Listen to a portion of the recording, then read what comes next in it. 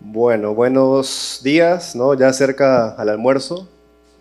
Creo que somos el último antes del almuerzo, así que está un poco difícil, ¿no? Eso es difícil y... ¿Ya? ¿Hay uno más después del almuerzo? No entiendo nada.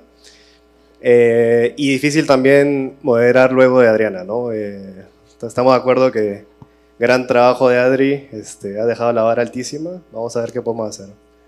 Arranquemos con este tema de liquidez. Me parece que es un tema que se viene hablando desde la ponencia de COFIDE. Se habló ahora también con escenarios de salida en bolsa. Y ahora vamos a hablar de este tema de secundarios, no necesariamente enfocado en un mercado público, sino en transacciones particulares que se puedan ir dando, ¿no? A ver, justo estaba pensando en la mañana algún ejemplo, algún paralelismo de cómo definir mercados secundarios y en realidad mis intereses son tan cortos que lo estoy llevando al fútbol. Vamos a ver si me sale. ¿Bien? Eh, Imaginemos un Luis Díaz, ¿no? Allá, La Guajira, Ribacha jugando fútbol, ¿no? Yo como empresario tengo la posibilidad de agarrar el 10% de los derechos futbolísticos de Luis Díaz. Lo encuentro, busco la compañía, pero hay un momento donde quizás yo ya no puedo dar ese siguiente paso de llevar a Luis Díaz a Liverpool, como fue, ¿no? Bueno, paso intermedio en el Porto.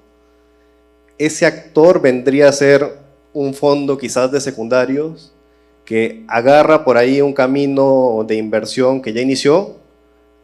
Es como punto medio entre eso y un siguiente nivel. Bien. Eh, si queda como la idea, ¿no? De que estamos hablando de inversiones y estamos hablando de inversiones que quizás ya tienen un historial previo. Ahora quisiera que ustedes puedan contar sobre su firma o la organización que están representando y también si quieren aportar a la definición misma de qué es un mercado secundario, qué es lo que vamos a hablar en ese panel. Como gusten. Yo feliz inicio. Mi nombre es Francisca Cox, soy Senior Analyst de Atom Capital. Es el primer fondo de secundaria directa en Latinoamérica y si bien no entiendo mucho de fútbol, está en lo correcto en cuanto a la visión. Nosotros compramos acciones de compañías de startups a accionistas que ya están existentes en los cap tables, ¿no es cierto? Entonces, eso sería como un complemento, obviamente, desde el no complemento fútbol. Bueno, yo soy Orlando Gutiérrez, soy GP de Paramount Partners. Parecido a Atom también, nosotros nos enfocamos en inversiones secundarias, somos un fondo de VC, pero compramos participaciones de tal vez de ya otros fondos que hayan comprado en primary rounds, participaciones en empresas. Y creo que aportando como ese ejemplo, a veces ese primer inversionista no quiere vender el 10%, sino quiere vender 5% para ayudar a, no sé, a invertir en otros jugadores que tal vez sean más pequeños, que necesiten más desarrollo, y así ayudan como a todo el ecosistema del fútbol. Y bueno, eso es como lo que me salió ahí. Hola, yo soy Gregorio Londoño, yo soy Country Manager de Angel Hub, es una red de ángeles inversionistas que arrancó en México y yo estaba manejando una en Colombia y el año pasado nos fusionamos.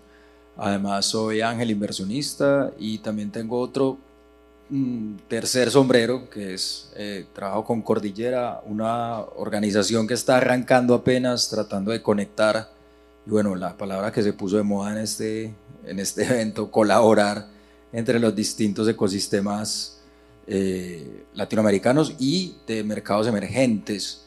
Y solo para aportar un tris al ejemplo y a la definición, de acuerdo con el aporte de Orlando, muchas veces, a veces son los inversionistas iniciales los que quieren liquidez para seguir invirtiendo, para mercar, para comprarse un carro, lo que sea. A veces Luis Díaz tiene un pedacito de su pase, de sus propios derechos, porque negoció bien y le quiere comprar una casa a la mamá. Y él mismo, que Luis Díaz es el founder en nuestro paralelo, creo, si todos estamos de acuerdo, quiere vender un poquito de sus propios derechos para tener liquidez.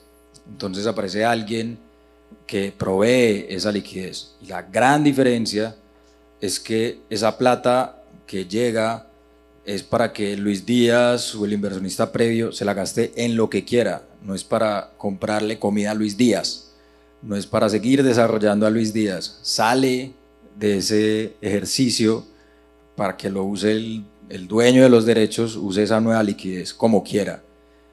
Muchas veces somos los ángeles los que nos cambia la situación, nos aburrimos, hay que convencer a un tío para que siga animado y sigamos invirtiendo y necesitamos liquidez. Y bueno, ese sería un poquito mi aporte.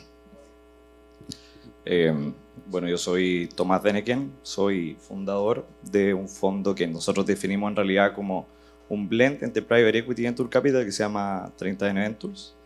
Y bueno, primero que todo, en realidad agradecer a la organización APK por la invitación. Creo que lo hemos conversado mucho con otros fondos y con algunos families acá, que al final los ecosistemas crecen cuando tenemos visibilidad, cuando hablamos de los temas, y que para mí al menos más relevante que hablar de la liquidez. Porque al final nosotros vemos mucho esto como si fuera una startup. Entonces, si uno tiene un producto, lo sale a vender y no tienes nadie que te lo compre, al final vas a tener un problema. Y eso pasa exactamente lo mismo con los fondos. Hoy día, efectivamente, lo que hemos visto es que hay una falta gigante de liquidez en toda la industria. Lo hemos conversado con más de, no sé, 200 family offices en los últimos año y medio. Y al final lo peor de todo es que lo que no puede pasar es que los mismos inversionistas dejen de creer en el asset class por exactamente esto, por la falta de liquidez. Entonces de ahí el mercado secundario agarra una relevancia brutal, que de cierta manera es un poco lo que va pasando en los mercados desarrollados, tipo Estados Unidos, que hay muchos fondos secundarios, el mercado es súper profundo, hay muy buenas oportunidades, y es algo que naturalmente tiene que empezar a pasar acá. Porque eso es lo otro, la falta de liquidez no solo es hacia cara al inversionista, sino que también para los mismos emprendedores. Hoy día estamos viviendo un momento muy especial, ¿cómo se llama?, en la economía más bien global. O sea, desde que casi que estamos al borde de una tercera guerra mundial y nadie cacha un poco lo que va a pasar, a directamente cómo está el mercado de acciones en todo el mundo. Entonces, levantar capital hoy día está muy duro, muy difícil. Y creo que nosotros como GPs no nos podemos dar como el lujo de no estar pensando en cómo vamos a volver la liquidez, porque al final esa misma liquidez le da dinamismo al mercado. El ejemplo que tú ponías al principio, esto de los inversionistas ángeles, efectivamente eso es una señal súper positiva, porque cada dólar invertido puede ser reinvertido y de vuelta ganado puede ser reinvertido en la industria nuevamente, y a eso tenemos que tratar de apostar. Y lo otro que también me quedé pensando lo que dijiste de la colaboración, efectivamente, desde nuestro punto de vista, acá como que la industria en general hace algo que es de libro, digamos que es el spread and pray, que es invertir en muchas compañías, esperando que unas 2 o 3 te devuelvan el fondo completo, que al final es un fenómeno de Silicon Valley, pero ese es exactamente el punto. Ese es un fenómeno de Silicon Valley, no de Latinoamérica, porque tenéis los players que te pagan 100x, 1000x, etc. Ya hay un mercado IPO. En Latinoamérica eso no existe, entonces no podemos crear una industria en base a outliers. Es un poco el mensaje, y con mayor razón el tema de las secundarias más fuerza debería agarrar, porque sí es una muy buena opción para darle dinamismo a la industria, y también un poco lo que decías tú, en esto de invertir y quedarse la compañía hasta donde uno ve que puede proveer valor, porque después también existen otros fondos de growth, etcétera, que efectivamente al que lo logre y puede llevar a la compañía, no sé, un IPO o un super exit, qué sé yo. Pero es súper también, es como importante tener claro dónde uno puede posicionarse, dónde uno puede dar valor, y por lo mismo, o sea, el mercado de la secundaria es clave. Súper. Bueno, nos hemos distribuido también Colombia para un lado, Chile para el otro. Yo soy aquí en Perú en el medio, ¿no? Geográficamente estamos en lo correcto. Pienso también en el 360 del Venture Capital, ¿no? Yo creo que si uno ve la conferencia del 2015-16, hablábamos de cómo invertir en startups. Hoy ya estamos sofisticándonos como mercado y estamos hablando de cómo salir, ¿no? Y me parece súper interesante que ya estas discusiones se estén dando, no solo aquí a nivel panel, sino en los espacios de networking, emprendedores que también ya sienten que cumplieron un ciclo, están ya en el año 5 o 6 de la compañía, están pensando en cómo venderla, cómo darle liquidez a sus inversores y cómo directamente volver a emprender.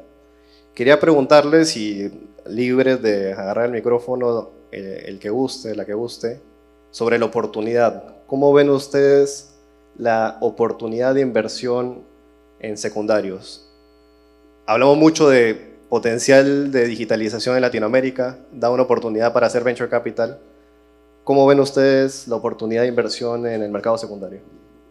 Yo también aquí feliz quiero partir y en el fondo hablar un poquito de cómo fue que Atom nació, ¿no? Entonces, uno de nuestros managing partners, en el fondo ella es Ángel, había invertido en un montón de compañías, la ha ido súper bien en TVPI, 20 por y excelente, pero en el fondo, al igual que muchos acá, necesitaba y quería liquidez para obviamente reinvertir en lo que le encantaba y poder agregar valor en las compañías que ella estaba mirando. Entonces, ella hoy en día ya recuperó 1.5 el capital y ha vuelto a reinvertir en el ecosistema. Entonces, desde ahí fue como ella fue pensando, ok, ¿cómo esto podemos darle una solución o cómo no podemos institucionalizar esto a través de un fondo? Y así fue como me empezó a nacer la idea, ¿no es cierto? Y se asocia con Íñigo y nace Atom Capital.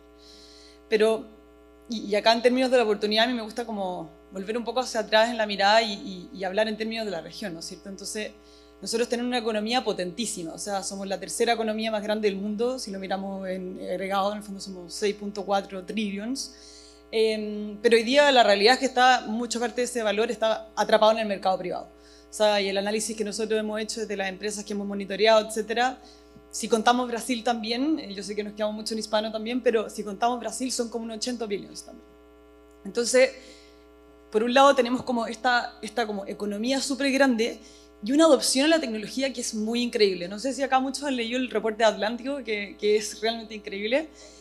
Sí, es como el estándar, ¿no? Y en el fondo, o sea, la penetración del Internet, que en Latinoamérica sea 85% y un 76% en India, te habla de algo, ¿no? O sea, habla de que en realidad nosotros hoy día pasamos 8.6 horas en el teléfono, o sea, tenemos métricas súper potentes de adopción tecnológica. Y si tú miras el mercado americano, esto ya sucedió. O sea, en el fondo, las compañías hace 30 años ninguna era tecnológica y hoy día las 7 primeras en términos de market cap, ¿no es cierto?, son enormes. Y en Latinoamérica, eventualmente, va a suceder lo mismo. O sea, y ya lo estamos viendo, ¿no es cierto?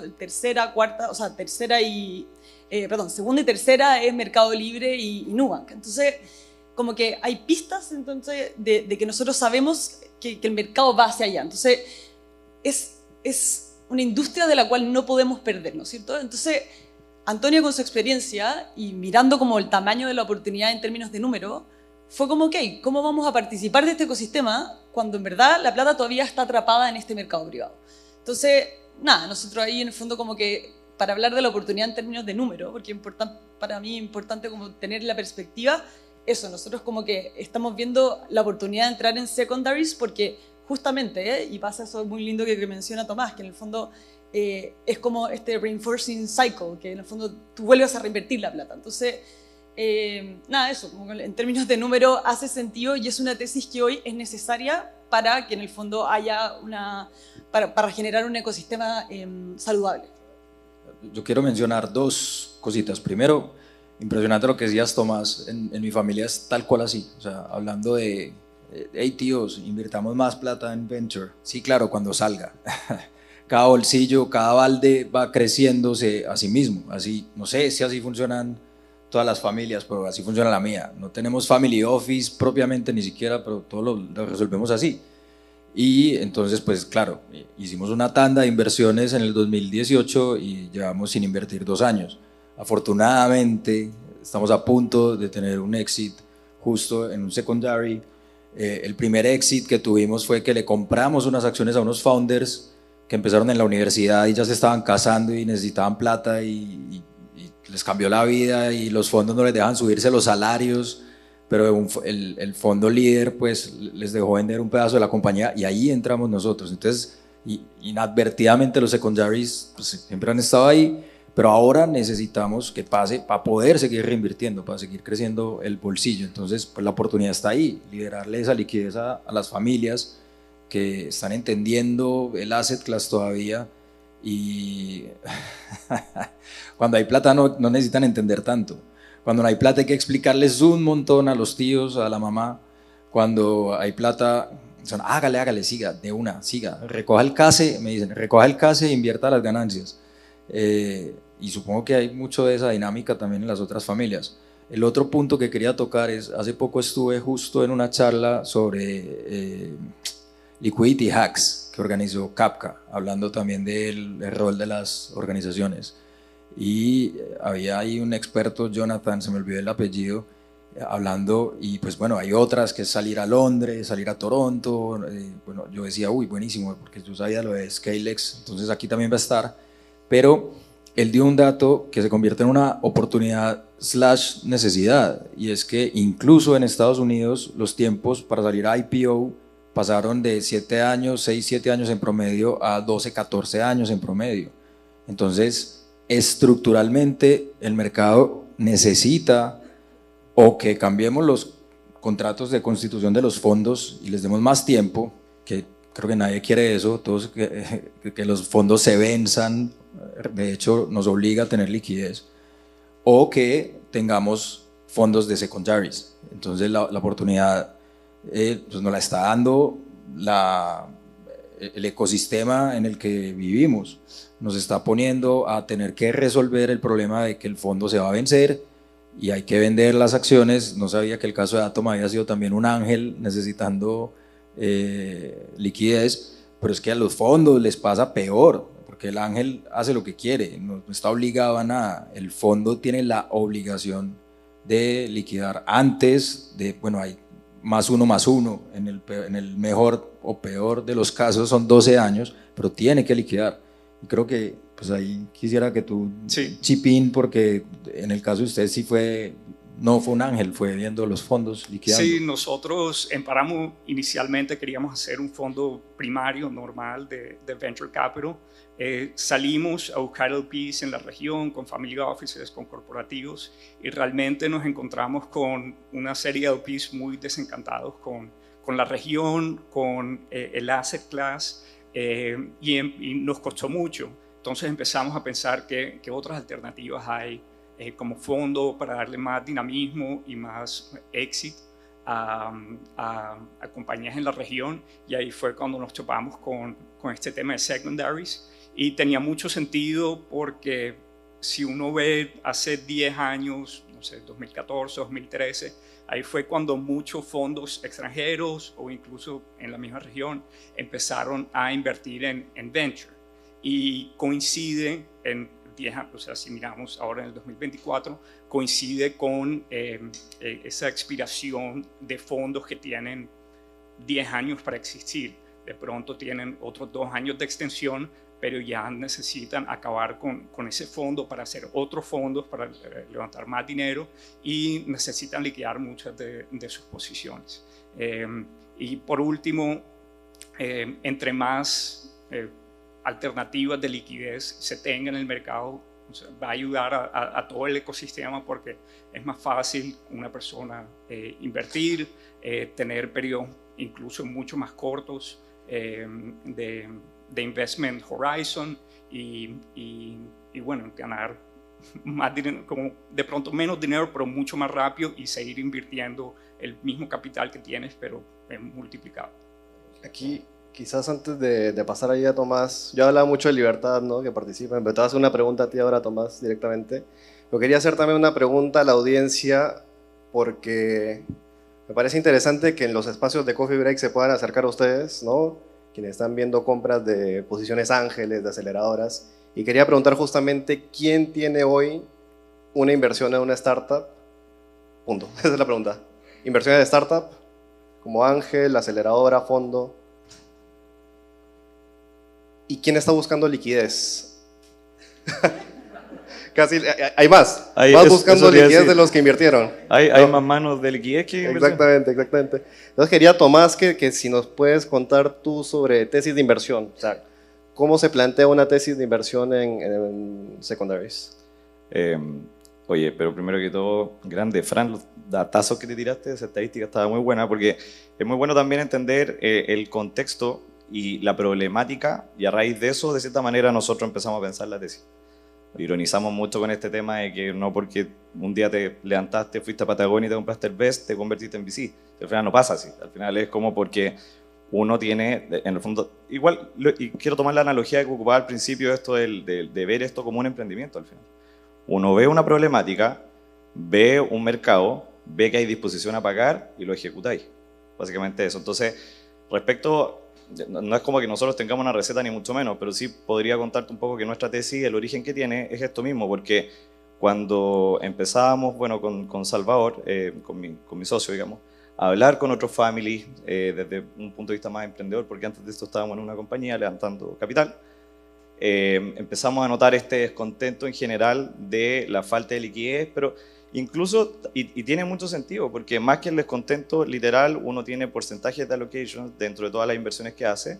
Entonces, si uno ya no tiene el retorno, se te acabó el bucket nomás, y funciona un poco así, o sea, como temas de budget. Entonces, en relación a esa problemática, empezamos a cuestionarnos de cómo atacar ese problema, y en base a eso llegamos a esta tesis que es, de cierta manera, como les decía al principio, un blend entre private equity y venture capital, porque la verdad que nosotros, esto va a sonar cliché porque probablemente todos dicen lo mismo, pero nosotros sí tenemos algunas como sutiles diferencias, no somos igual que el resto, eso es lo que quería decir, sutiles diferencias en relación a cómo estructuramos el fondo y qué es lo que buscamos. Nosotros invertimos, el sweet spot es Serie A, en 3 grandes industrias, FinTech, FoodTech y Retail Tech, que para nosotros eso sería Marketplace, e-commerce y Logistics. Y eso también tiene que ver porque nos apalancamos mucho de nuestros mismos LPs. Al final, lo que hicimos nosotros para diseñar el fundraising fue ir a buscar a todas las familias, básicamente de la región completa, donde sus core business sean en esta industria. Porque eso sí para nosotros puede representar un potencial éxito. Eso por un lado. Lo otro es que al final, como hablando puramente de la tesis, volviendo a tu pregunta, nosotros, bueno, invertimos en esta industria, en esta etapa, tickets entre los 500.000 a 5 millones de dólares como los casos Forde. Y acá sí un catch importante también, que el 40% del fondo nosotros lo reservamos tanto como para follow-on o en su gran medida para secondaries, porque al final lo mismo que hacemos nosotros para buscar salida, es decir, liquidar nuestra posición, también lo hacemos para entrar, porque al final eso también te ayuda a mejorar el valuation del deal que uno está tomando. Entonces, nosotros ya hemos hecho deployment en 2 compañías y en las 2 hemos hecho una jugada importante en secondaries, inclusive casi igual a una primaria, te diría. Y eso también tiene que ver porque ahí está esta oportunidad. Ahora, convengamos también de que suena relativamente súper bonito, todo fácil, pero en verdad hacer secondaries es un arte también, porque uno tiene que fijarse en qué clase. Yo sé que estamos al borde del almuerzo y además me llama la atención de que hay gente que esté dispuesta a pagar para escuchar las cosas que hablamos nosotros, pero Qué humildad, ¿no? no, o sea, al contrario, usted, imagínate. Pero un poco lo que quería decir era como, hay ciertas clases de acciones que te sirven porque tenéis derechos de información, porque tenéis preferencias de liquidez, qué sé yo, pero hay otras clases de acciones que no tienen ese beneficio. Por lo general en una compañía están las acciones comunes y las preferentes, y la teoría dice que cuando la empresa llega al éxito, al IPO, se nivelan y quedan exactamente la misma clase de acciones. Pero de nuevo, volviendo a lo que yo comentaba en un principio, en un mercado que nosotros hoy día no tenemos, entonces no podemos suponer de que eventualmente podemos llenarnos, por ejemplo, de acciones comunes, por decir algo, si no tenemos también el punto de salida, porque de nuevo no tenemos el mercado IPO, no tenemos las compañías que pagan 100 o 1000x múltiplos. Entonces, sobre eso mismo, y para no alargarme tanto, en base a nuestra tesis nos gusta mucho hacer secundarias, tanto para comprar, digamos, para entrar en compañías, como lo vemos como una estrategia de liquidez. Y también, de nuevo, o sea, abrir la oportunidad y poner este tema de conversación que para nosotros es lejos lo más relevante. O sea, de hecho, como decimos nosotros, nuestro gran caballo de batalla es esto, hablar de la liquidez. Y también un ejemplo medio básico, pero nosotros desde el primer assessment que hacemos en una compañía, en un memo el más corto que se te ocurra, un one pager, la mitad de ese one pager es pensado en, más que en cómo proyectamos el éxito de la compañía, es cómo proyectamos la liquidación de nuestra posición, que para nosotros eso es lo más importante, lejos. Porque al final, de nuevo, si uno invierte en etapas, probablemente yo ponerme a pensar en el IPO o qué sé yo, no tiene mucho sentido, pero sí tiene mucho más sentido en quién podría estar dispuesto a comprar mi posición. Entonces, eso como in a nutshell lo que es la tesis de nosotros. Súper, y importante también el stage, ¿no? Creo que en la conversación previa que tuvimos, los 4 me comentaban que invertían normalmente series A en adelante, justamente cuando ya hay acciones, ¿no? Ninguno compra safes, corríjame si me equivoco, instrumentos convertidos. ¿Usted sí? ¿Sí? Ah, bueno, está muy flexible. Los Ángeles podemos hacer lo que queramos.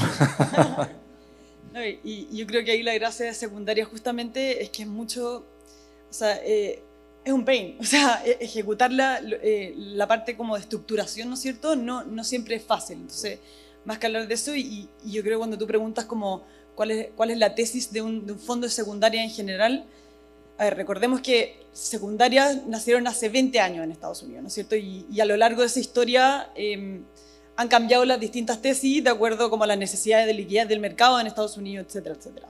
Pero es muy distinto estar hablando de un Manhattan Venture Partners o un Lexington que toma GP stakes y LP stakes versus secundarias directas en compañías de Venture Capital en Latinoamérica. O sea, por eso como hablar como un genérico de tesis de secundaria es un poquito más sofisticado, eso por una parte.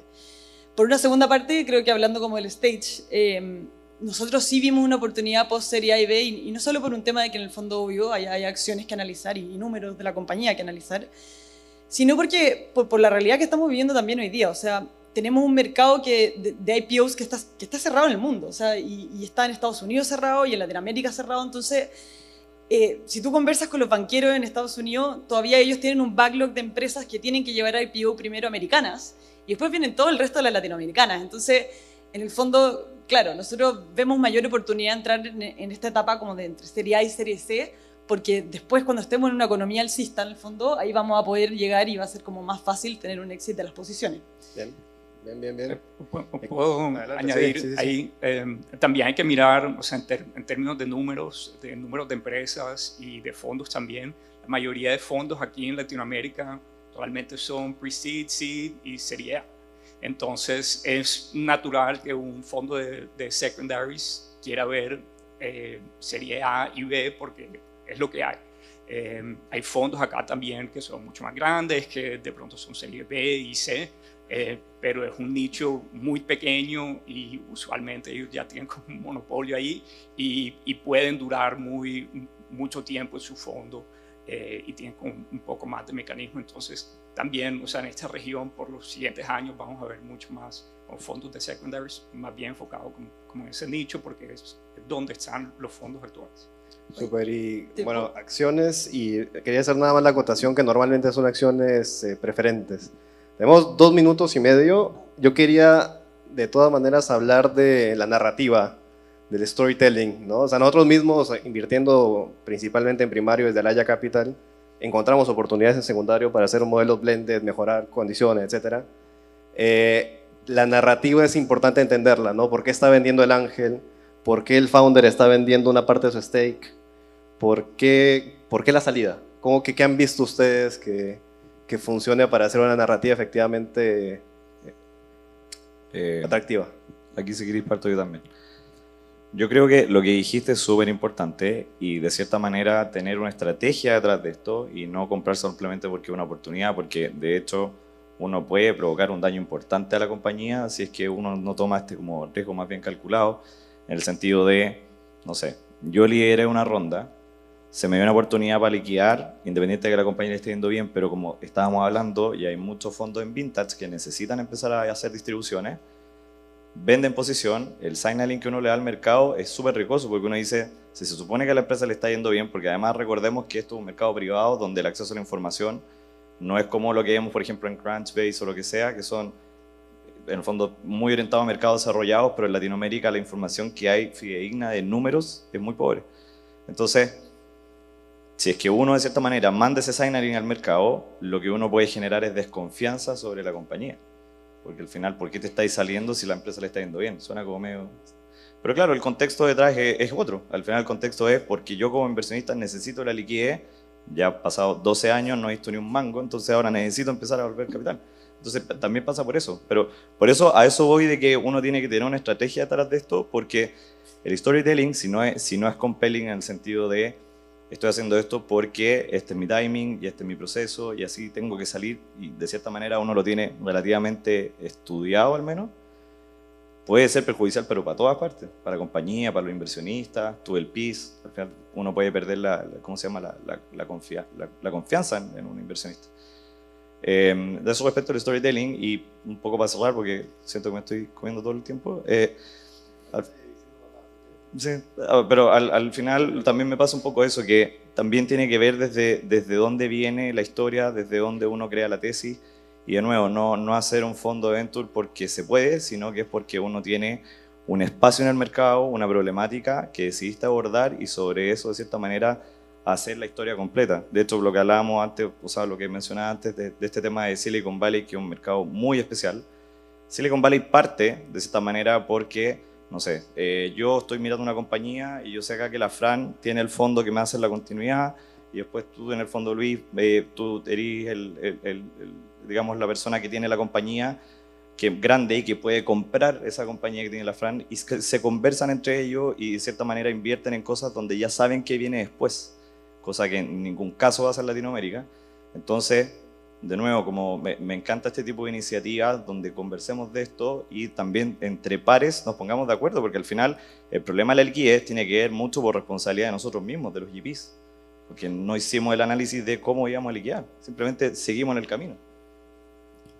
Yo creo que, volviendo a tu pregunta pues básica de cuál es el storytelling o cuándo es una oportunidad chévere, yo creo que depende en cada caso. Si es el founder el que va a vender, creo que esa es la más riesgosa, creo que esa es la señal donde más dudas se puede generar, pero pues ahí ayuda mucho conversar entonces con los coinversionistas, los que todavía no van a salir, como en el caso nuestro. Hablamos con el fondo que casi le dio permiso a los founders de vender, entonces nos fiamos de lo que estaba diciendo el fondo. Si es un ángel el que está vendiendo, pues ahí ya sí, como que el estado de la compañía, hay que hacer el due diligence full y ver que todavía hay upside, pues todo eso, pero ahí ya la señal creo que es, no sé cómo lo ven ustedes, pero a mí me parece que si es un ángel el que se quiere salir, la señal es menos, se percibe como menos riesgosa, menos escandalosa, puede ser. ¿Y quién más? Puede salir un ángel, puede salir un fondo. Bueno, y si sale el founder, esa es ahí sí necesito como dice Condorito, exige una explicación, pues, porque estás saliendo. Y ahí entramos, ya les conté, ahí entramos nosotros también la primera vez. El founder era el que estaba saliendo, pero bueno, ahí nos ayudaron los fondos, lo que decía ahorita. Creo que es un poquito garantizar que siga habiendo upside en cada caso.